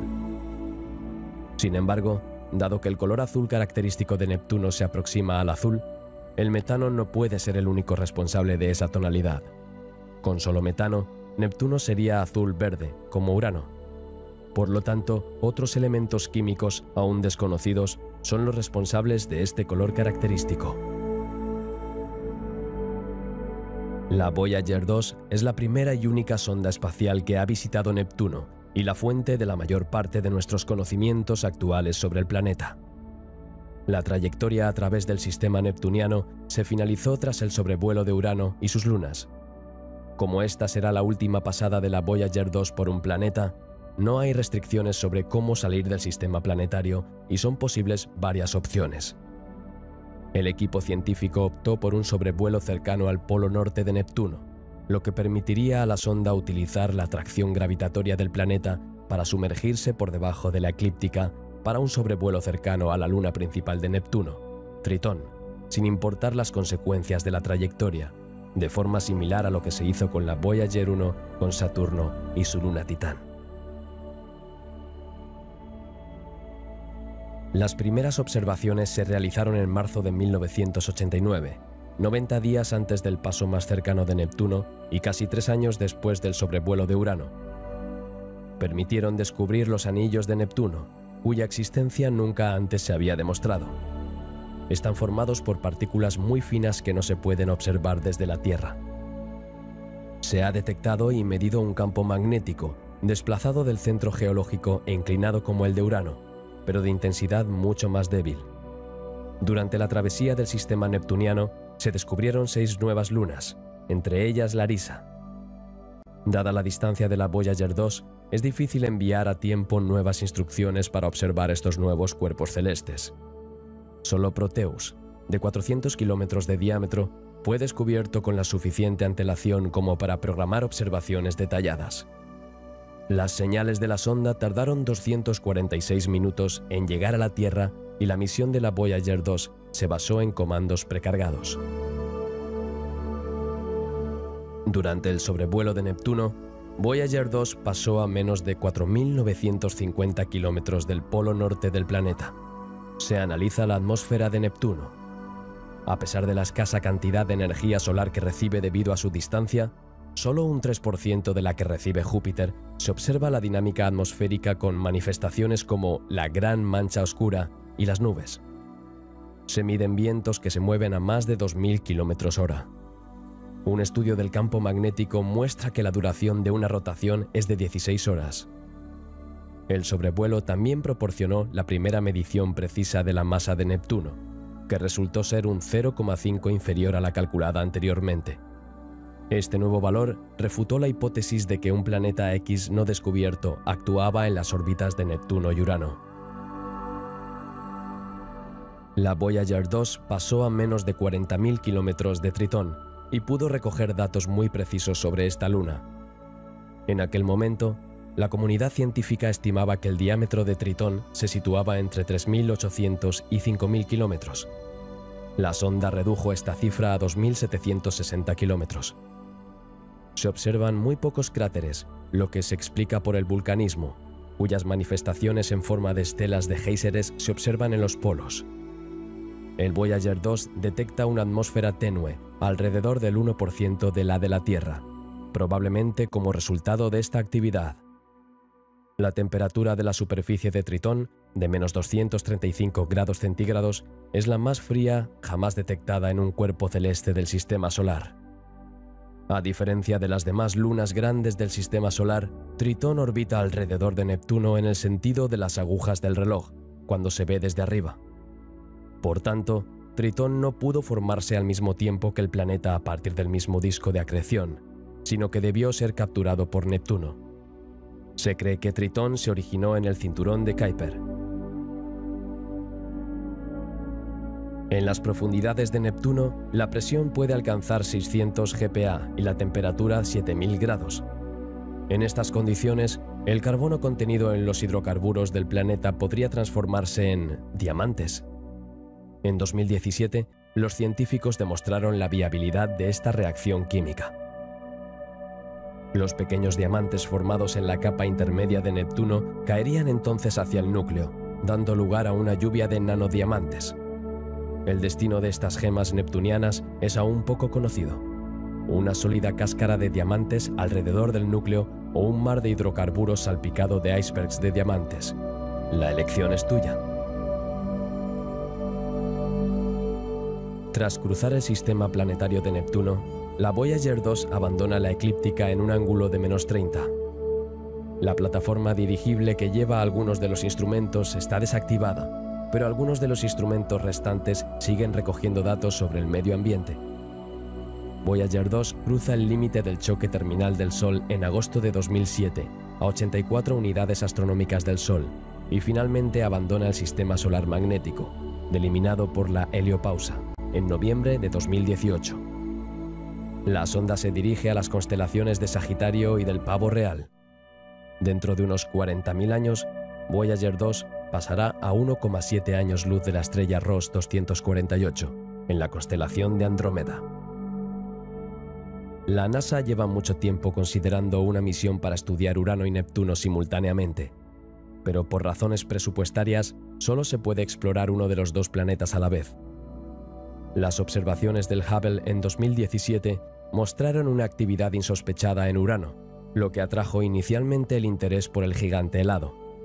Sin embargo, el interés científico por la luna neptuniana Tritón, escenario de un volcanismo activo, tomó el relevo. Por lo tanto, se espera que la próxima misión a gran escala para estudiar un planeta exterior parta hacia Neptuno. La sonda tendrá que pasar por delante de Júpiter para beneficiarse de su ayuda gravitatoria, lo que solo puede ocurrir cada 12 años, en una alineación específica de los planetas. La próxima ventana de lanzamiento está prevista para 2028-2030, con una llegada alrededor de Neptuno en torno a 2043.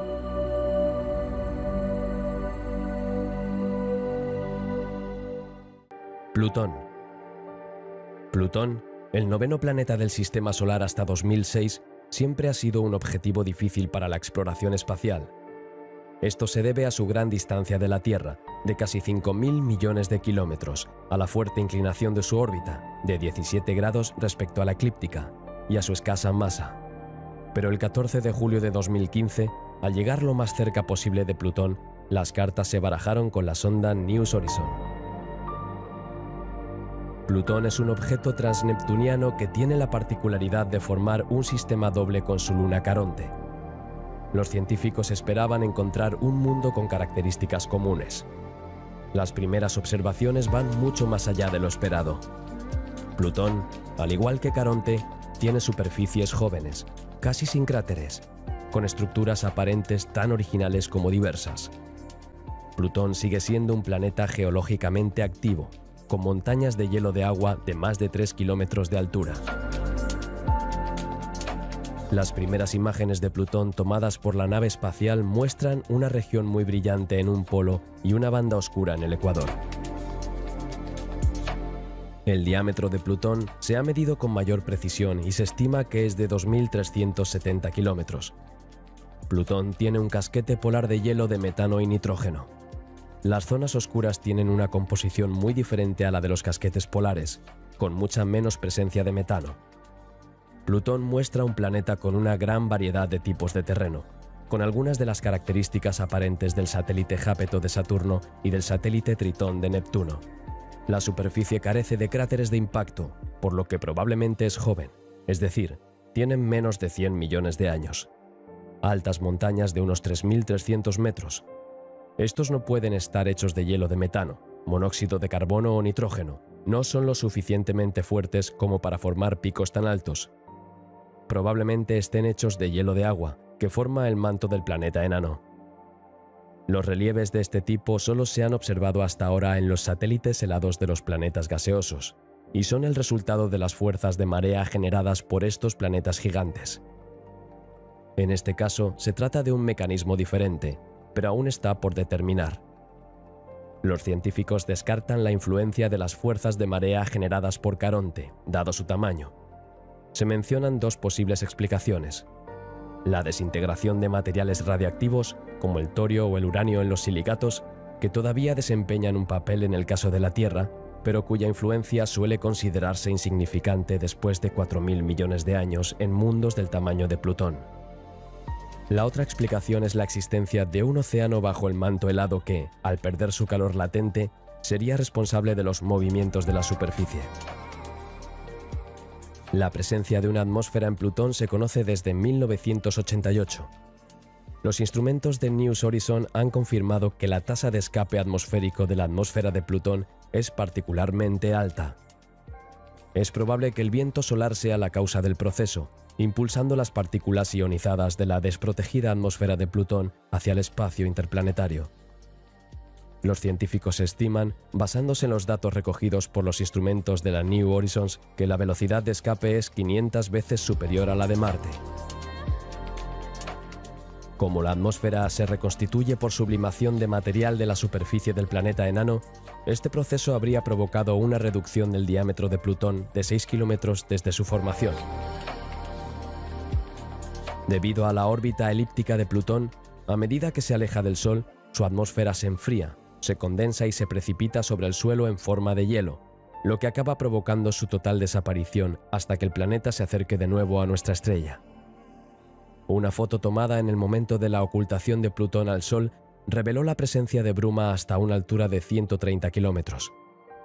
La misma foto permite distinguir dos capas atmosféricas con características distintas.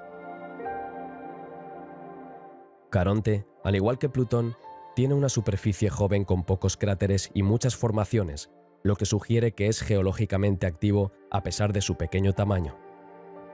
Cerca del polo es visible un largo cañón de 6 a 10 kilómetros de profundidad, así como otro cañón de 5 kilómetros de profundidad.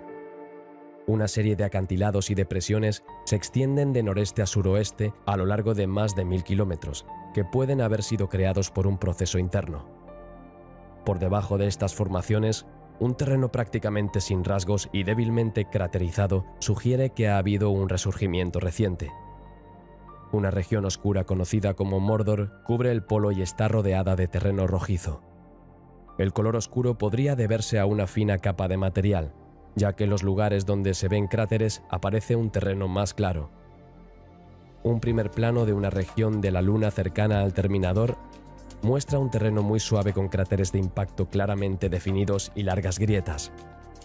Estas grietas se asemejan a las grietas lunares que se originan por el enfriamiento y la contracción de la lava muy fluida que se había extendido por la superficie. Una montaña aislada situada en una depresión muy hueca intriga a los científicos planetarios porque su formación sigue siendo inexplicable y nunca se ha observado este tipo de formación en el sistema solar. La sonda no detectó ninguna atmósfera. Plutón tiene 5 satélites, pero solo se han fotografiado 2. Se tomó una primera imagen de Hydra con unos pocos píxeles. Tiene una forma alargada y su superficie está formada principalmente por hielo de agua. Una imagen de Nix, también muy pixelada, fue devuelta unos días después del sobrevuelo. Confirma la longitud de 40 kilómetros y la forma alargada de este pequeño satélite. El sobrevuelo de Plutón permite afinar las principales características de las pequeñas lunas de Plutón.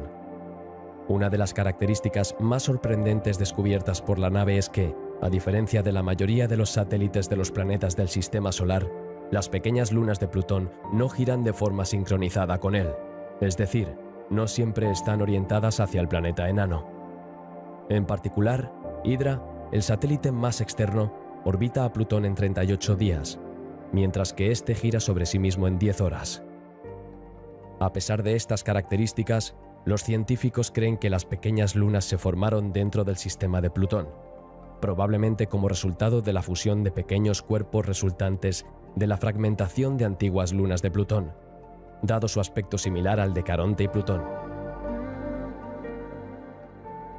Tras el sobrevuelo de Plutón, New Horizons atraviesa el cinturón de Kuiper, que se extiende de 30 a 55 unidades astronómicas desde el Sol, y cuyo estudio constituye el segundo objetivo de la misión, dejando atrás mucho misterio sobre el planeta enano.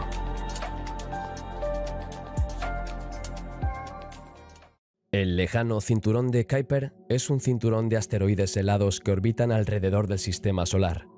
La mayoría de los planetas enanos del Sistema Solar se encuentran en este cinturón, incluidos Plutón y su luna principal Caronte. El cinturón comienza a 30 unidades astronómicas del Sol y parece terminar a 55. Más allá hay una región menos poblada, pero todavía hay planetas enanos como Eris y Sedna y objetos más pequeños. Hasta la fecha solo se han explorado 2 objetos del cinturón de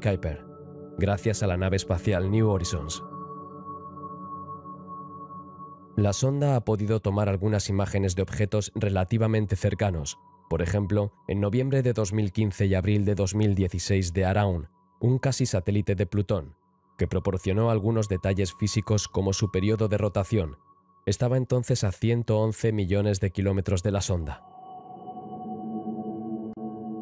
En el momento del lanzamiento de la misión, en 2006, no se sabía que ningún objeto transneptuniano al alcance de New Horizons estuviera en el cinturón de Kuiper, dada la limitada cantidad de propulsor que tendrá la nave tras cruzar Plutón. Pero los responsables de la misión cuentan con los descubrimientos que se produzcan en la década que transcurra entre el lanzamiento y la corrección de la trayectoria que habrá que realizar para dirigir la sonda espacial hacia su segundo objetivo, el cinturón de Kuiper. Pero tras 8 años de investigación por parte de los astrónomos, la comunidad astronómica no ha descubierto ningún objeto potencial en el cinturón de Kuiper. El plazo para un descubrimiento viable era el verano de 2014. Para organizar un encuentro, hay que conocer la órbita del objeto sobrevolado, lo que significa que hay que realizar 2 observaciones con un año de diferencia. Por lo tanto, la primera observación debía tener lugar a más tardar en el verano de 2014, para que la sonda pudiera dirigirse a su segundo objetivo tras el sobrevuelo de Plutón en julio de 2015. El descubrimiento de un objeto transneptuniano al alcance de la sonda espacial no es fácil, ya que no hay muchos objetos del cinturón de Kuiper, unos 1000 descubiertos en un enorme volumen de espacio, y son muy difíciles de detectar por su pequeño tamaño y su distancia, unas decenas de unidades astronómicas entre ellos. Sin embargo, se utilizaron importantes recursos para descubrir un objetivo entre 2011 y 2013. Se realizó una intensa campaña de observación con los telescopios terrestres más potentes. Se descubrieron 52 nuevos objetos pertenecientes al cinturón de Kuiper, pero ninguno de ellos estaba al alcance de New Horizons. La más cercana requiere una maniobra que exige más propulsor del que aún dispone la sonda. Finalmente, en octubre de 2014, el equipo de New Horizons anunció que había descubierto al menos un objetivo por el que la nave confía en poder pasar volando, dadas las reservas de combustible que tiene. Otros 2 objetivos potenciales, cercanos en diámetro y casi a la misma distancia, siguen siendo estudiados. La recogida de datos científicos para el objeto Kuiper es similar a la del sistema de Plutón, pero el sobrevuelo es mucho más difícil. La órbita se conoce con una precisión limitada, lo que significa que se requieren correcciones de trayectoria tardías. El objeto Kuiper fue visto por primera vez en imágenes tomadas por la cámara de la nave el 16 de agosto de 2018, cuando New Horizons se encontraba a 172 millones de kilómetros de su objetivo. New Horizons pasa por Arrokoth el 1 de enero de 2019 a una distancia de 3.500 kilómetros y una velocidad de 14 kilómetros por segundo. En el momento del sobrevuelo, la Tierra estaba a 6.620 millones de kilómetros. Al cabo de 4 horas, llegaron los primeros datos del sobrevuelo. Se registraron unos 6,25 gigabytes durante este breve paso. Dada la reducida velocidad de datos de 1 kilobyte por segundo y la limitada cantidad de energía disponible, la transmisión de estos datos duraría 20 meses y hasta septiembre de 2020. Según una primera foto de baja resolución recibida el día después del sobrevuelo, Arrokoth está formado por 2 cuerpos casi esféricos de tamaño desigual, soldados en forma de muñeco de nieve. Es un ejemplo especialmente bien conservado de un cuerpo de contacto binario. El impacto debió producirse a una velocidad baja, de unos pocos kilómetros por hora. Este tipo de binarios son muy comunes entre los cometas que comparten el mismo origen que Arrokoth. El conjunto tiene 33 kilómetros de altura y hasta 15 kilómetros de ancho. Los 2 elementos han sido apodados provisionalmente Ultima para el más grande y Thule para el más pequeño. El periodo de rotación medido poco antes del sobrevuelo es de unas 15 horas. La superficie parece estar libre de grandes cráteres. El color rojizo de la superficie es similar al del casquete polar norte de Caronte y se debe probablemente a la presencia de material orgánico similar a la colina. Los rasgos visibles sugieren que este objeto del cinturón de Kuiper se creó al principio de la formación del sistema solar y ha conservado sus características originales. La misión de New Horizons podría continuar hasta 2025, momento en el que la nave habrá alcanzado la distancia de 50 a 60 unidades astronómicas en las que se encuentra el borde exterior del cinturón de Kuiper, más allá del cual solo se encuentran objetos dispersos cuya densidad hace improbable un sobrevuelo. El equipo del proyecto de la misión espera encontrar un tercer objetivo para la nave en el cinturón de Kuiper. Este puede ser un descubrimiento difícil, dado los recursos particularmente grandes que se necesitaron para encontrar Arrokoth. Sin embargo, la propia nave espacial debería detectar el objeto que podría visitar. Tendría que analizar las fotos que toma y podría detectar un objeto demasiado débil para ser visto desde los telescopios terrestres. Este nuevo objetivo debe ser descubierto en los próximos años, antes de que la nave espacial abandone la densa región del cinturón de Kuiper. En enero de 2018, los equipos de New Horizons y Voyager se reunieron para sentar las bases de una posible colaboración para observar la heliosfera. Los instrumentos y las posiciones de las tres naves, Voyager 1 y 2, así como New Horizons, podría complementarse hasta al menos 2025 y quizás incluso 2027, cuando la cantidad de energía que les queda a las sondas Voyager ya no sea suficiente para mantenerlas en funcionamiento. En 2032, cuando New Horizons esté a unas 82 unidades astronómicas de distancia, la energía restante en la nave será de 150 vatios, el mínimo necesario para mantenerla operativa. Aunque probablemente sea posible ampliar estos límites teóricos, la nave espacial será definitivamente inoperable cuando alcance la distancia de 120 unidades astronómicas. ¿Qué hay más allá del cinturón de Kuiper? En primer lugar, es importante saber que cuanto más lejos esté un objeto del Sol, más difícil será detectarlo porque está menos iluminado y es difícil de observar debido a la distancia. Sin embargo, a unas 55 unidades astronómicas del Sol, el número de objetos disminuye bruscamente, y esta zona se denomina acantilado de Kuiper. Esta zona marca el límite exterior del cinturón. Sin embargo, más allá de esto, el espacio no está vacío, y existen otros objetos en esta región distante conocida como el disco escaso, incluyendo planetas enanos, entre ellos Eris, que tiene aproximadamente el mismo tamaño que Plutón y Sedna. Eris se encuentra actualmente a unas 95 unidades astronómicas del Sol, pero su órbita lo llevará de nuevo al cinturón de Kuiper dentro de unos cientos de años antes de volver a salir.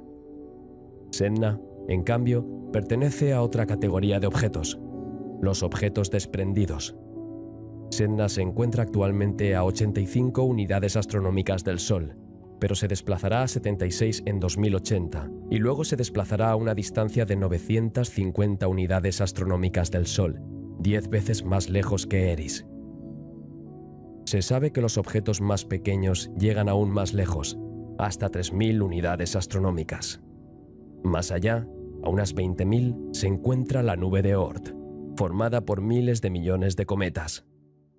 Nunca se ha observado porque está demasiado lejos, pero su existencia es casi segura, porque algunos cometas vienen de muy lejos. No se sabe dónde termina, pero la nube de Oort podría estar tan lejos como 100.000 unidades astronómicas, es decir, más de un año luz, lo que da una idea del tamaño del universo.